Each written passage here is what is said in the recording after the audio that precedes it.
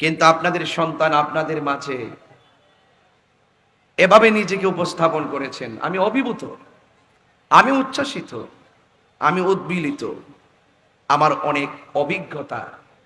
আমি আজ হুজুরের এলাকায় এসে হুজুরের প্রতি আপনাদের মায়া, মমতা, ভালোবাসা, আর হুজুর আপনাদের মাটি ও মানুষের প্রতি এত দরদ দেখে আমি অত্যন্ত খুশি হয়েছি। আমি আপনাদের কাছে অনুরোধ করব, আপনারা আমার হুজুরের জন্য খাস করে দোয়া করবেন। ভাইয়েরা আমার, 2 নম্বর যেটা আমি কামনা করছি সেটা হলো মনোযোগ। যে কোনো মজলিসের দোয়া কবুল হওয়ার অন্যতম একটি অবস্থাগত দিক হলো মনোযোগী হওয়া এবং ধৈর্যশীল হওয়া। as-sabru মিফতাহুল ফালাহ, ধৈর্য সাফল্যের চাবিকাঠি। আর ধৈর্যশীলদের জন্যই আল্লাহ পাক জান্নাতের শুভ সংবাদ দিয়েছেন। এই 2টা জিনিস আপনাদের মাঝে আজকে আমি চাই। ভাইয়ের আমার, জায়গা হচ্ছে না, অনেক মানুষ রাস্তাঘাটে দাঁড়িয়ে আছে। এখানে মাঠ কানায় কানায় ভরপুর। আমি সবাইকে আমার পক্ষ থেকে আন্তরিকভাবে মোবারকবাদ জানাচ্ছি।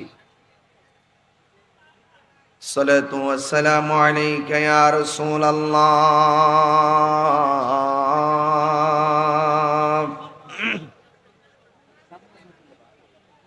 الصلاة والسلام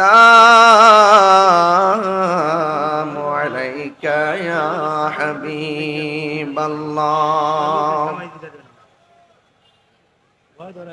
الصلاة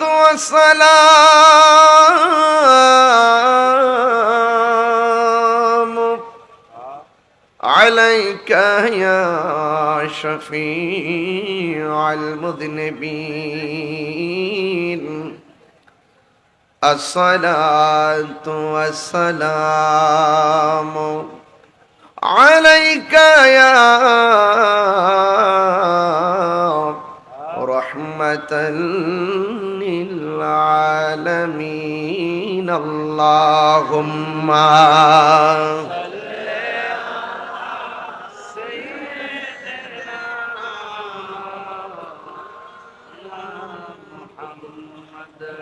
وعلى آل سيدنا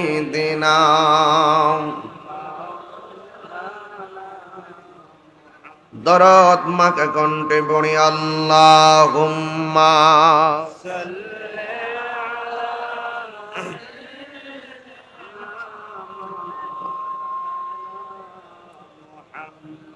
وعلى آل سيدنا.